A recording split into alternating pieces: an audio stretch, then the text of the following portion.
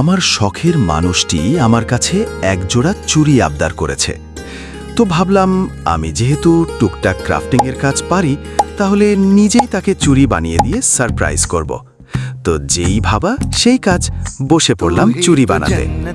চুড়ি বানানোর সম্পূর্ণ প্রক্রিয়াটি দেখতে ভিডিওটির সাথেই থাকুন।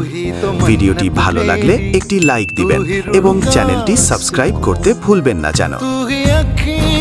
की ठंडक तू ही दिल की है दस्तक और कुछ ना जानू मैं, बस इतना ही जानू तुझ में रब दिखता है यारा, मैं क्या करूं तुझ में रब दिखता है यारा, मैं क्या करूं सजदे सर झुकता है यारा, मैं क्या करूं तुझ में रब दिखता है यारा।